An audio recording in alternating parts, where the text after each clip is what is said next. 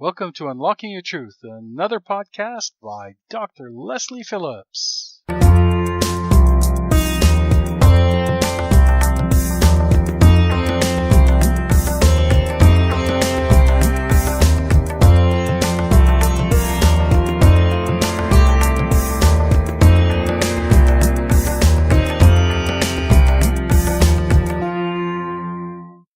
Hello everybody, welcome to Unlocking Your Truth with Dr. Leslie.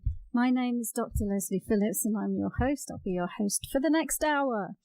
And tonight, as always, we are talking about metaphysics, spirituality, intuition and all things that fit under that umbrella. Now, we'll be taking your calls in about 20 minutes, but in the meantime, tonight's topic is luck. So Professor Odinson of Ragnarok has been asking us to do a show on luck. And he asked us about 2 months ago. And he's lucky because we're doing it tonight. Exactly. He's so very lucky that we're talking about it. And so where to start on this? And because there's so many different places you can go with this topic, actually. And I looked up the definition of luck on Wikipedia or the online dictionary, and it said, luck is success or failure apparently brought by chance rather than through one's own actions. And I also looked up at fate, because I think sometimes those two concepts can get mixed up. So in contrast, fate is development of events beyond a person's control, determined by supernatural power. What's the first one again? Luck. Yeah. Luck. Success or failure apparently brought by chance rather than through one's own actions. Oh, that's sort of like at this time of year going into a parking lot in Vancouver and actually making out without a ding. Mm-hmm. So that definition of luck, so success or failure apparently brought about by chance rather than through one's own actions, assumes a world that operates independently from the participants, independently from the observer of reality.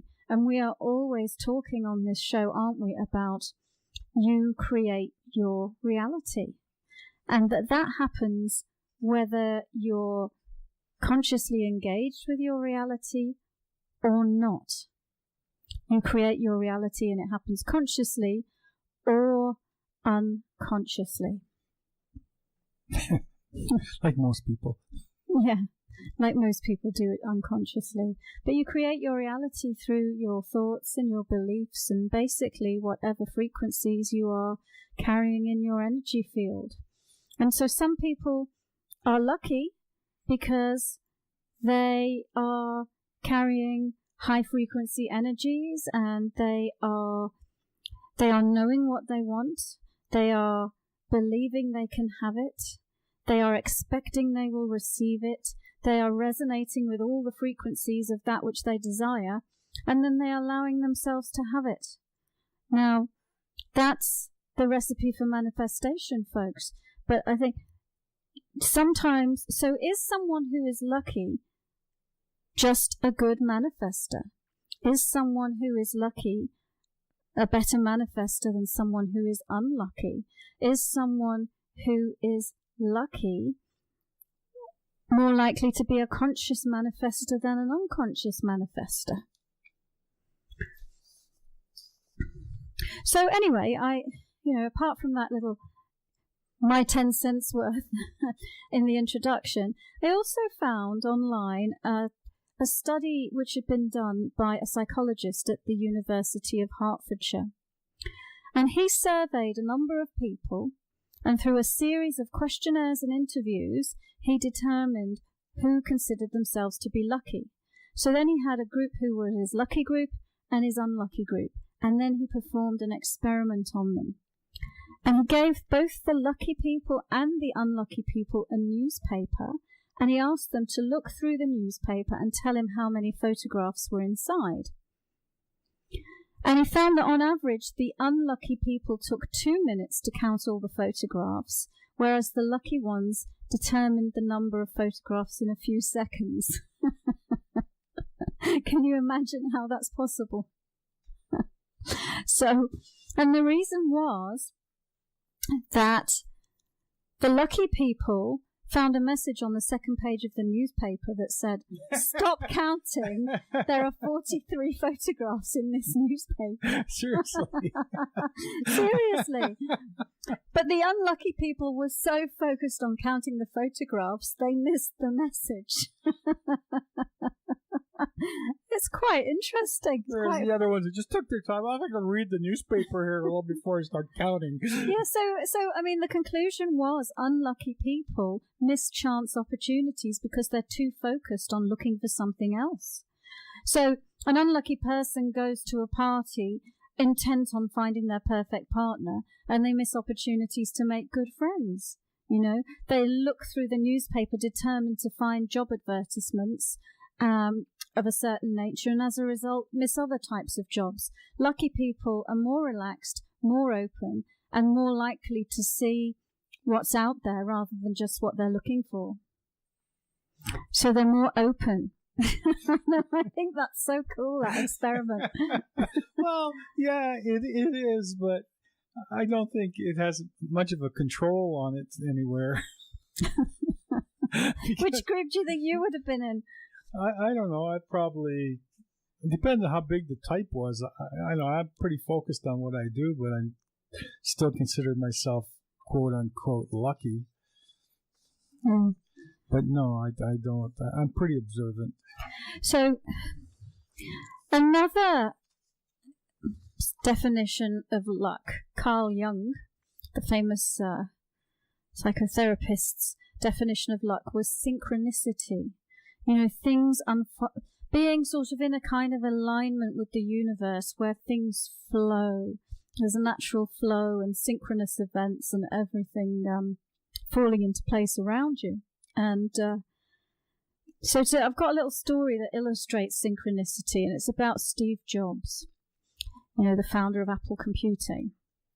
So it's so interesting how a lot of these billionaires, Richard Branson's another example, dropped out of school, you know.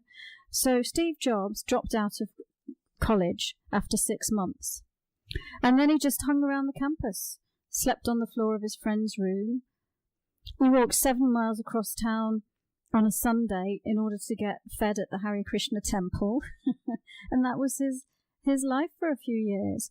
And because he dropped out, he just hung out in the odd class here and there that wasn't booked up, that he thought he might be interested in.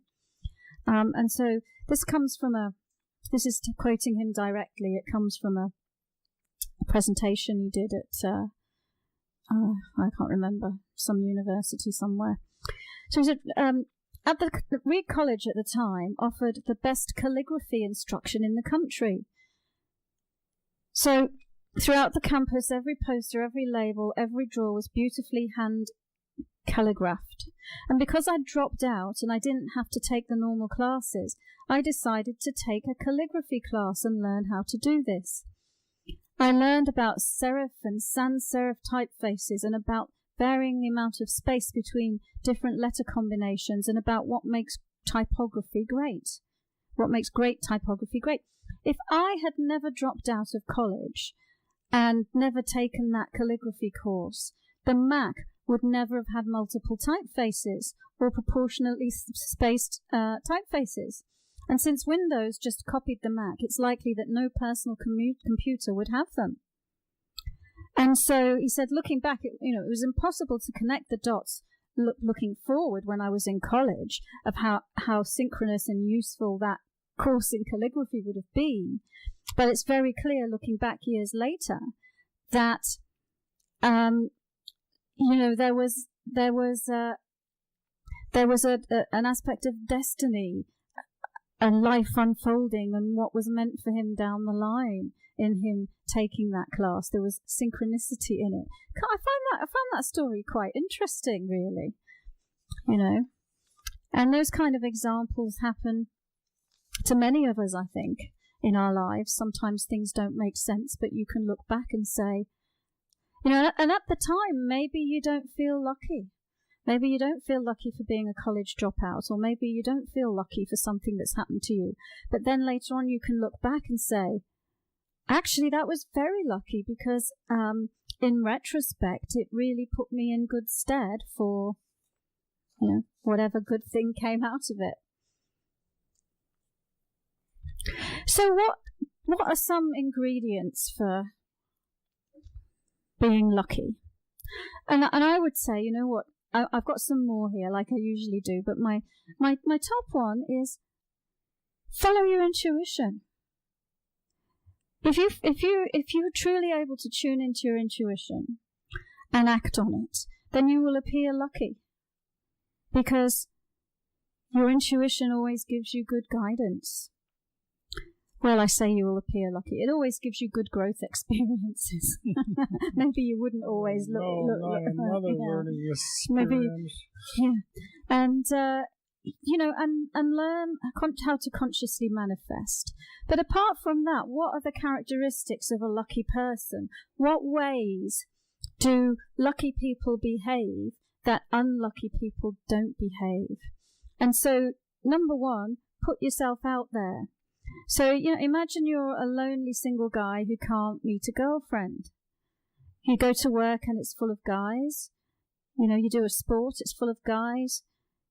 You sit at home playing your video games, watch TV with your friends, and you can be smart, good looking, all of those great things. But if you never put yourself in a position for a chance meeting with a potential new girlfriend, then nothing will ever happen. But that guy can be sitting at home with his can of beer, thinking about how lucky all his friends are. But you know what? His friends didn't sit at home watching TV. They put themselves out there. So there's a difference in behavior between someone who's perceived to be lucky and someone who's perceived to be unlucky. And I've said this one already, but know what you want. Not only is that one of the main ingredients of manifestation, but if you know what you want, then you're more likely to recognize something as an opportunity when it arises in your life. If you know what you want and something arises that's a match for that, then you're in a position to judge very quickly whether that's something to say yes to or not. I know. I think one of the words I'd like to use is pay attention. Just pay attention to where you are, what you're doing, and like we like to go to the auction once in a while, and they give stuff away at the auction, but it's in a bid. Like they're trying to bid on it, they're trying to sell something, nobody wants to buy it. They say, who wants it for nothing?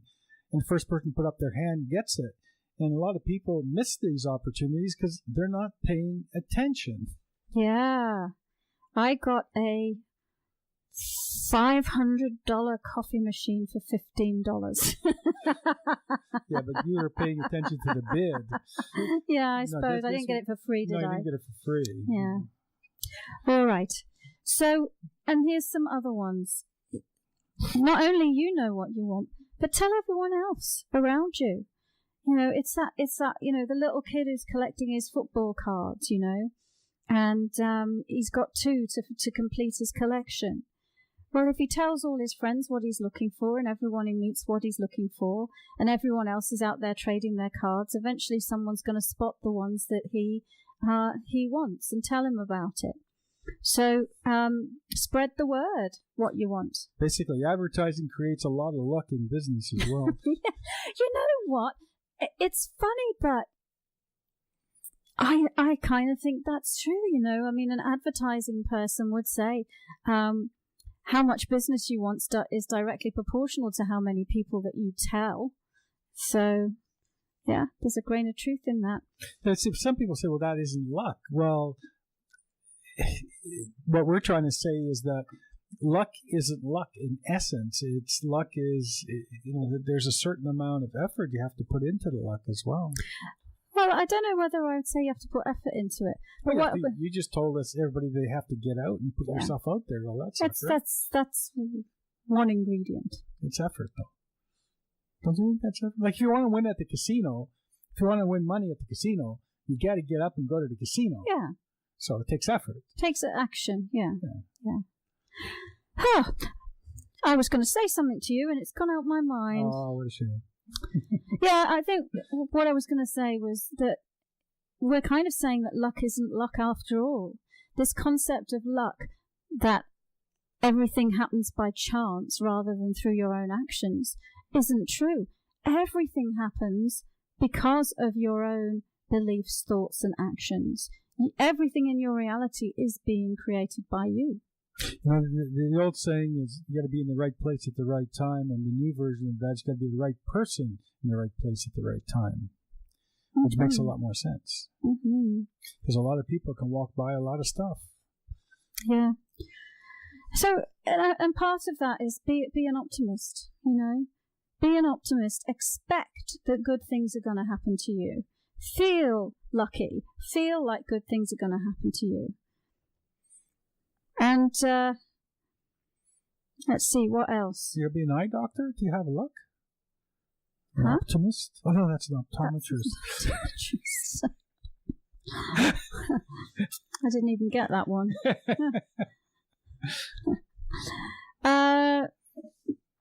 So notice the little things. Like this, I recognize this one. You know, people that complain, well, all the big ideas have been taken. You know, I want to do something big, but there's nothing left to do. You know, oh, woe is me. But in most cases, those big successful things came out of something small. You know, whether it's Google or eBay or whatever it is, usually they don't start with that massive vision that they end up becoming. Usually they start by somebody just solving a small, simple problem. And then it takes off in a stepwise fashion from there. So notice the little things and don't be afraid to start small. And who knows where a small idea might lead you. It might lead you to be one of those people perceived to be very lucky. And yeah, I mean, I've got some more written down, but I think I've kind of said it all already, actually. So any more tips about luck? What type of person, what type of behavior attracts luck? I think being flexible. Positive. Being an optimist. Being flexible, so being open to take advantage of things that come your way. Having that, turning bad luck into good luck by having putting a positive frame around everything that happens to you, because then it's that, you know, if you respond to bad luck by feeling miserable and getting depressed, then it's a downward spiral, and then that attracts more bad luck or more negative manifestations. And I think numbers have a lot to do with it as well. The more intentions you set, the more intentions that will manifest. Yeah, that's true, isn't it? You know, so I mean, I was just talking about think small, but there's also think big. Don't have any limits. I used to work with a coach when I was working with the seminar company. He was a really good coach, and he used to talk about setting intentions instead of setting goals. And he says there are different levels of intentions, and he says you always want to make sure you set that one impossible intention. In essence, you can call it an impossible intention, or something so massive that you could never see it coming true, but set it out there anyway, because unless you do set it out there, it's not going to come true. It's like that couple that got that house in Hawaii that time. Same thing, you know, like you got to set that out there. You might want to tell the listeners that story now that you've alluded to it. Oh, yeah. Because they won't be on the same page as you. Yeah, there's a couple that we ran into through an organization, and they what was it called, the intender circles, and we had circles every week with several people that were setting intentions, and we shared them with each other, and it helps you come true. Well, this one couple in Hawaii, where this movement started, they wanted a house by the water, and they wanted it really nice with a really nice garden and all kinds of things, and they wanted it for free. So everybody would basically tell them they were insane. Well, wouldn't you know it, they ran into somebody one day, and they were talking about houses and stuff like that, and they said, well, we're looking for someone to take over our house. We have a little business, a bed and breakfast, and we're just, we're just tired. We want to take time off for a year or two, and we're looking for some people we can trust to live in this house and take care of it and keep our business running and so sure enough, they moved into this big beautiful home right by the ocean with a bed and breakfast that they gained the profits from and didn't have to pay a penny. They were so lucky. Yeah. All right, so going to a break.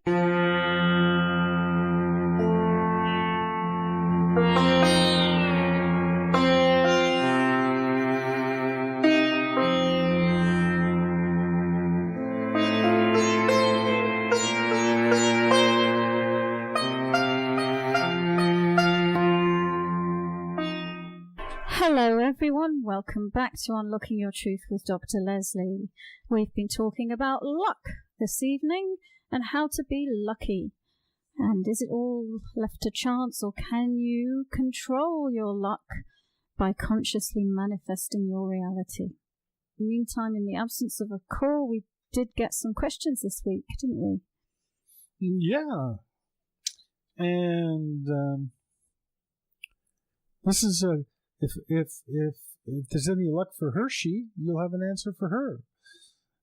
Hershey'd like to know, I want to know why my love relationships are so difficult.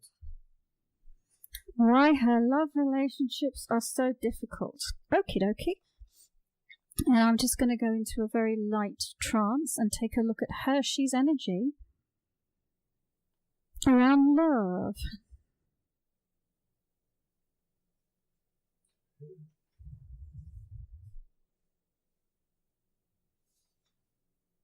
Okay, so I'm seeing there's a few different things going on.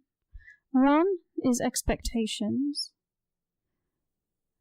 I'm seeing that you expect things of people and they don't always live up to it. And but I'm also seeing one of the things that happens that causes you to have these high expectations is it looks like you're quite intuitive. And what happens when you meet somebody is that you tune into all that love and light that being, that consciousness is. And so you meet somebody and you tune into that higher level of consciousness and you say, oh, this is such a bright, wonderful person. I feel so much love for them from them and for them. And being able to tune into that high spiritual vibration makes you believe that this relationship is going to be wonderful and without any problems. And then you come crashing down to Earth because, of course, on planet Earth, that's not really realistic. And so I'm seeing it's that whole, that schism between body versus spirit. A spirit, these beings are love, they are all love. In a physical body, they're human beings with egos, with belief systems, with behavior patterns and so on. And so, I'm seeing that then when you get within the relationship, you start to see the physical reality version of the person, and you're not interacting with the pure, bright spiritual consciousness, you're interacting with the physical reality, body personality version of them. And so then, of course, they've got stuff. They've got baggage. You've got stuff. You've got baggage. I'm actually seeing very much they have baggage, actually. And so it's sort of like you're expecting them to be something that they're not. And I mean, it's really about accepting that nobody's perfect.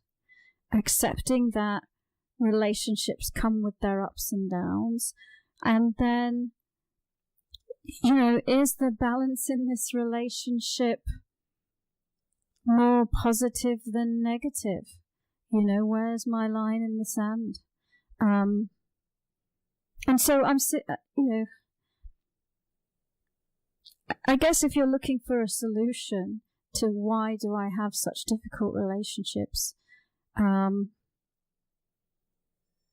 would say it would be helpful to let go of expectations and accept that human beings are human. And let's see what else. I know I'm a bit quiet, folks, but I'm just taking a bit of a longer look at this to see if there's anything else to say.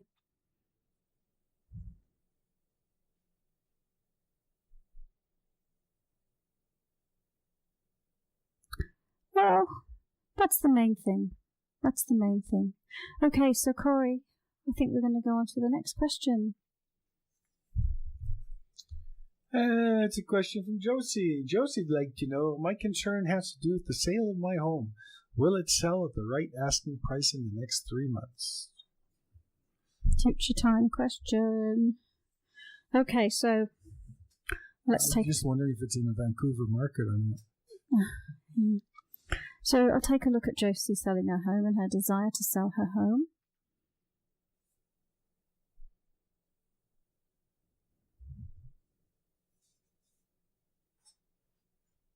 Well, I'm seeing that that's interesting, the questions tonight, because I'm seeing something similar in a way to the last answer, even though it's a different type of question.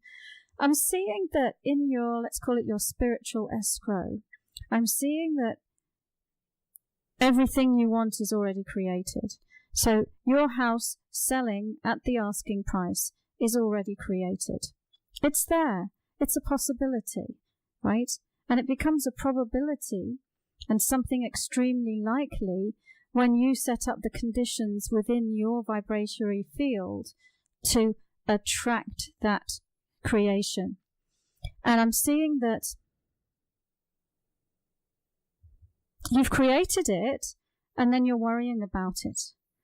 And the worrying about it is creating a block to manifesting that creation. And so I would say, if you know what you want, but if you can really believe that it's possible and just trust the universe will deliver what you want, and just feel confident and certain about your creation, then you will sell your home for the asking price. But it really is down to you, and this is a co-creation, I believe. So, there are some other things involved. Looks like there's some other people involved, and there's a thing called the, overall housing market. But, I'm saying that you can create this opportunity for yourself. It's just let go of the worry and concern and doubt. All right, I'm going to go to another quick break.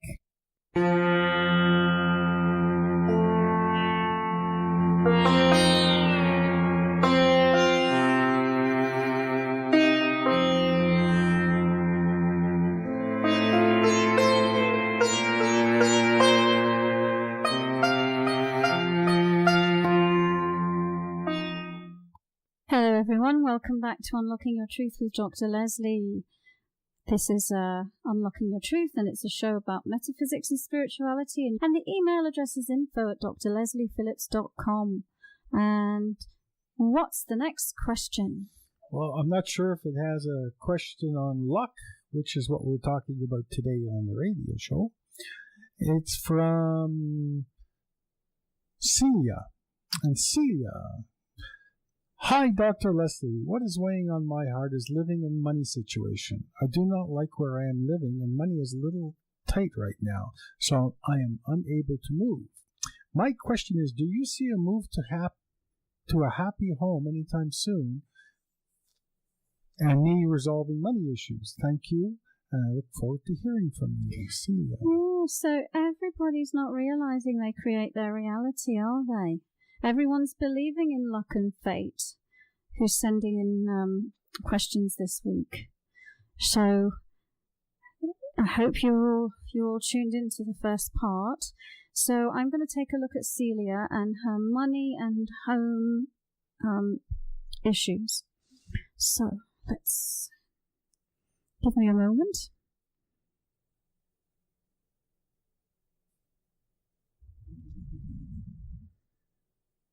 So I'm just taking a look at this lady who's asking about when her financial circumstances will change and that she doesn't like her living circumstances, and do I see a move in her future?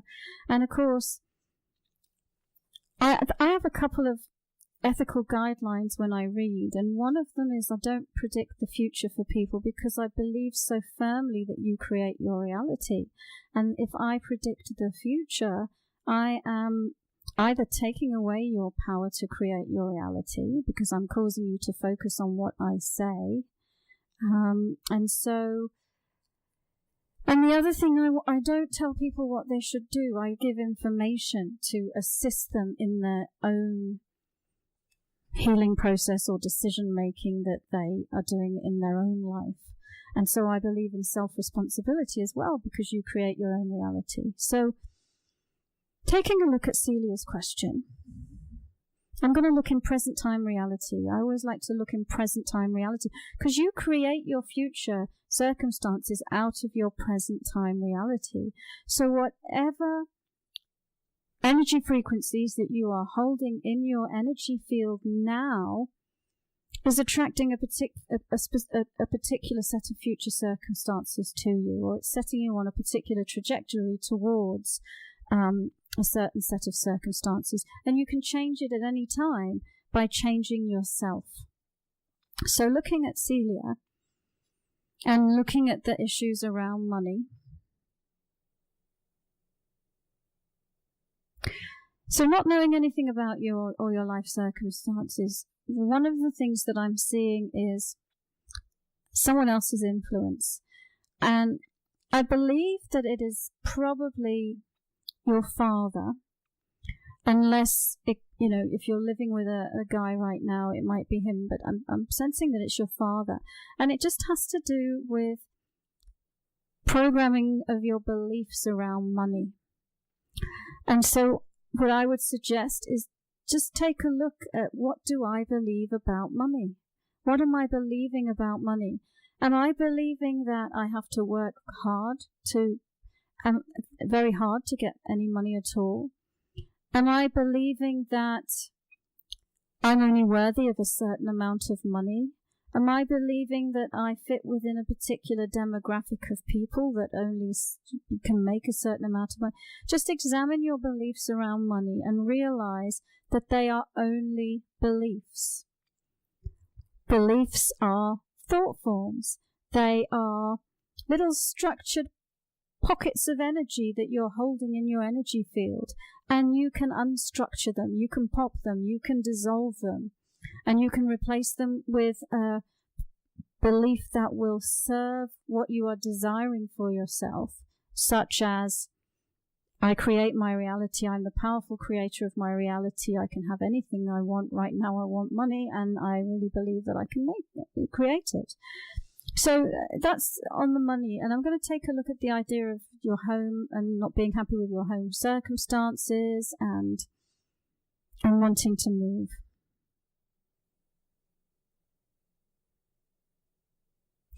And I'll just say that I see that there are possibilities for you to move, and it looks quite probable and possible for you to move to a better location that you like better than the one that you are in.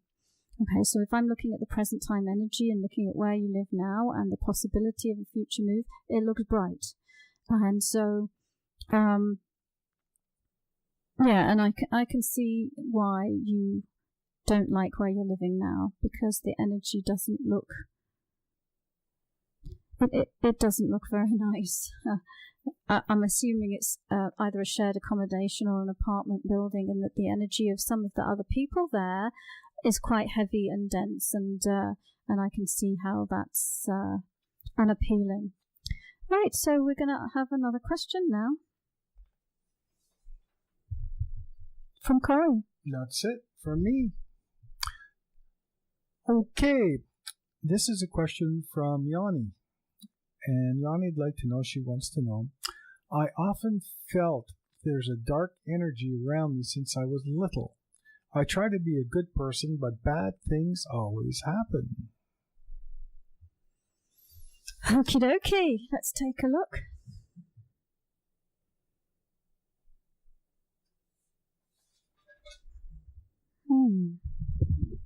Let's take a look at Yanni and her dark energy that's been around her since she was little.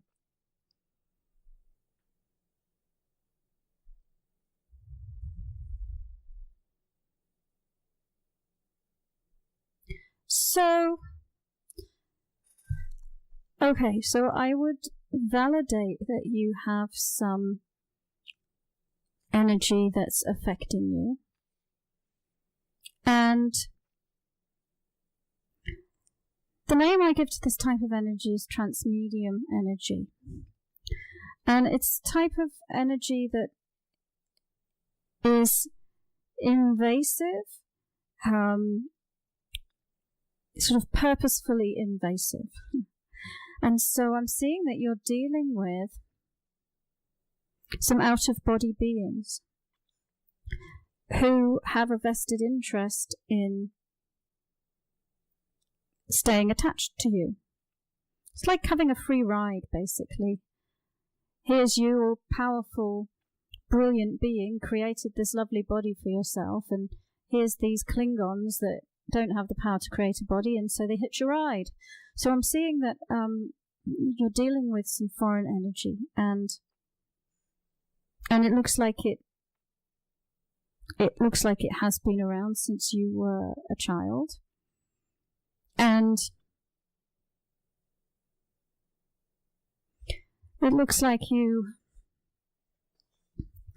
let's see, just taking a look at a few different things about this. It's always a bit awkward going quiet on the air when you're on a radio show, but sometimes it just takes me a little moment to look at the energy, and so give me a moment, folks. Just be a bit patient, hey, today.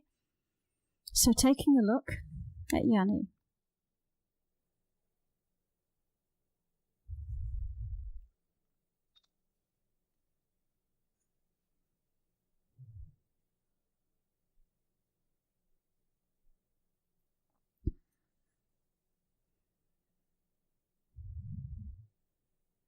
And these beings really don't want you to know about them, and really don't want you to do anything about this. And I'm seeing that the challenge is one of owning your own space. So here's a principle. You create your reality. That includes your body. You create your body. That includes the energy field that surrounds you. And think of that as your own private universe. That you're the god of that private universe. That's your domain to create within and through. And nobody else has a right to be in that space. And anybody else's energy in that space does not feel right. And their energy is not as affected in someone else's space as it is in their own space. So you're learning about, how do I take my power back? How do I become the master of my own domain? And it's a significant challenge for you, because you've almost in this body never known what is it like to completely own my space. What is it like when it's just me in here and not other people? Because I'm seeing that there's these out-of-body beings, but it also looks to me that when you were a child, you were dealing with your family energies in your space. I'm seeing that you one of the reasons that you allowed these beings to take a ride was because it looks to me like you had perhaps a very strict father who was actually one of those dads that maybe punished you severely, shouted at you, possibly, gave you a slap when he thought you were naughty, kind of thing. And I'm seeing that, well, in fact, or even more abusive than that. But what I'm seeing is that you felt that if you had these beings on board, they would protect you. You could protect yourself. They would be fierce against your father. And I'm seeing that that's where the relationship really got anchored in, was in the dynamic that you had with your dad and feeling like you needed to protect yourself, feeling powerless against him, and therefore feeling like you needed some external force to protect you. And now you are an adult, and you don't need them anymore, but they need you to need them, and and so it looks like they will disrupt circumstances around your life just to, keep taking the free ride there. So what can you do about this?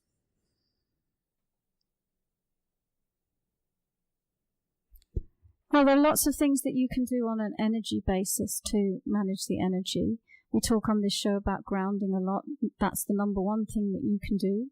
And if you've not listened to a show on grounding, you can listen to the past podcasts on civl.ca, and you'll definitely find something there on grounding and how to do it. But it's a way of releasing energy that you don't want from your space.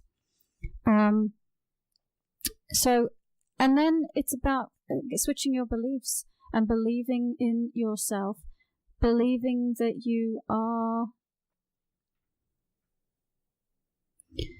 You see, you said, well, I try to be a good person, and then it sounds like these beings are manipulating you to get into circumstances that blow up, and that perhaps you get triggered and respond, or you're actually channeling these beings quite a lot of the time when that happens. And so know the difference between yourself and these beings is also a place to start. And I'm seeing that you, at the moment, you don't really distinguish the difference because they've been with you so long. So it's difficult for me to tell you how to solve this problem, I guess, on air in a short space of time.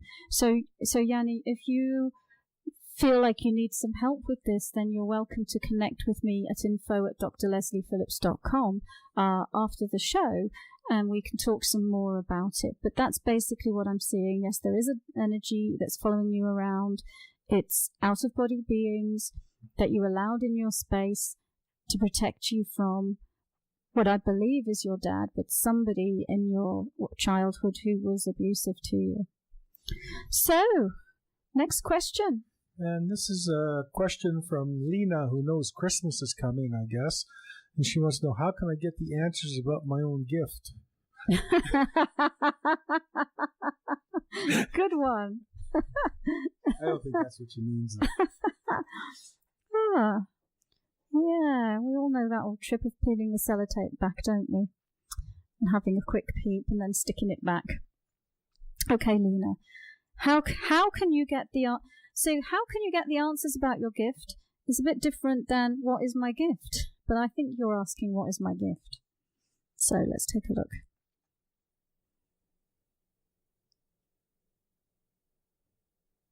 We get that question a lot, don't we? It always seems like we're repeating an old question, but a lot of people ask this question. So it's different people every time. So, Lena, how can I find out about my gift?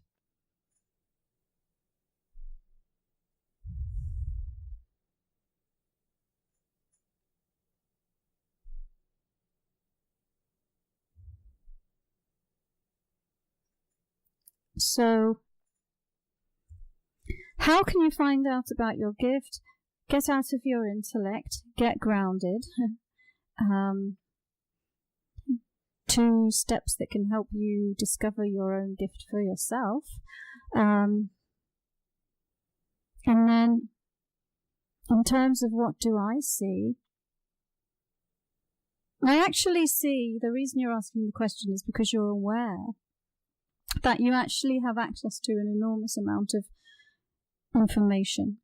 I'm seeing that there's almost like a repository of information that you meaning to bring through this lifetime. And you haven't been able to get it into your body yet. So you're aware, I have a gift, but what is it? And I'm seeing that's why I said grounding, because if you ground, it makes it easier for that information to flow through you than if you're ungrounded. It's just going to float around above you and not come into the body. So, and what is that information to do with? Let's take a look. Well, I feel that you have some kind of message that you want to share with people, and it is a message of a spiritual nature, and it is a message of peace and understanding. It is a message of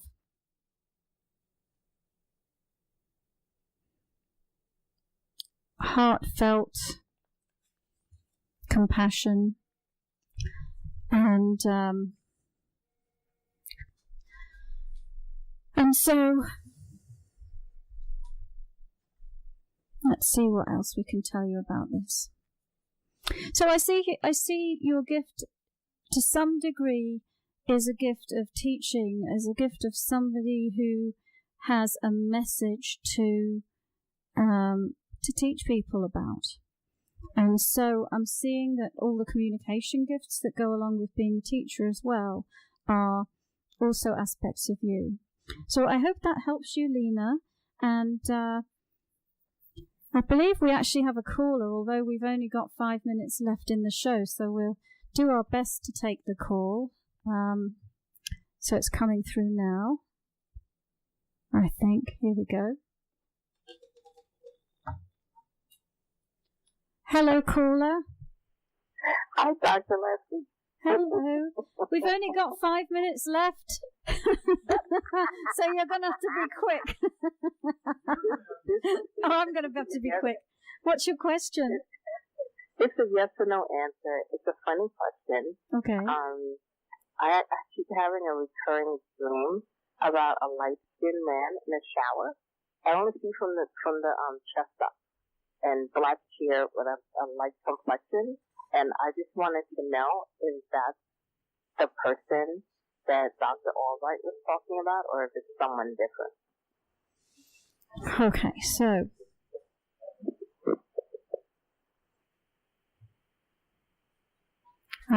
so I've got to remember what Dr. Albright was talking about now as well. So give me a second. So this is Naomi, and Dr. Albright's her spirit guide, by the way, folks who don't understand this. So let's take a look.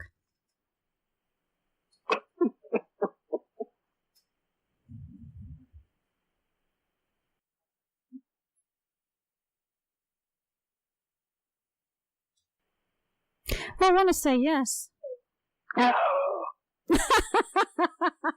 was that gasp about? I didn't think they were going to let me see him. I just saw like a silhouette. Yeah. Oh my gosh. He's gorgeous. We'll talk about it more on Friday. Yeah. It was a recurring dream, and it's kind of like I had these weird, crazy, scattered dream, but this one has been recurring, and it came through very clear. And I said, I wonder if that's the person. So I thought I'd give it a shot. I'm in transit on the way home, so I was listening to the great show tonight. Yeah. I had a dream about you this week, actually. You had your hair done. You had this gorgeous new hairstyle. I had a what? You had your hair done. You had this lovely, gorgeous new hairstyle in my dream. You're all glammed up. It's so funny you should say that, because I'm just about to go do that in a few weeks. Oh, well, there you go. Okay, we'll talk more on Friday. Thank you. All right, bye-bye. Bye. Okay, so I don't know, we've got 2 minutes left. That's probably not long enough for another question, is it? So No, I wouldn't think so. Yeah, so we've been talking about luck tonight, amongst other things, and how actually you create your reality. And so perhaps lucky people are more in alignment with their higher selves, and perhaps lucky people are really good manifestors, and perhaps lucky people are following their intuition and consciously creating their reality, as opposed to unconsciously going around like a robot, like most people do. And and then next week, if you want to write in, you can suggest a topic for next week, because I don't have one yet. And so please write to info@drlesliephillips.com and request a topic that you would like us to talk about. We will tackle anything at all. And so just that it has to be in the realm of metaphysics and spirituality, or in that general area. But really, no topic frightens us. We'd be happy to cover anything. Let's not get carried away. No topic. Why? What frightens you? We'll talk about that next week. Actually, what came to my mind just now was talking about the winter solstice coming up soon. Oh, that's a nice one. Yeah, that's a good one, isn't it? Yeah, of course, we'll be doing something around the season, so that's a good idea, because we did the spiritual meaning of Christmas last year, so maybe we can do the winter solstice. Wow, you have a good memory.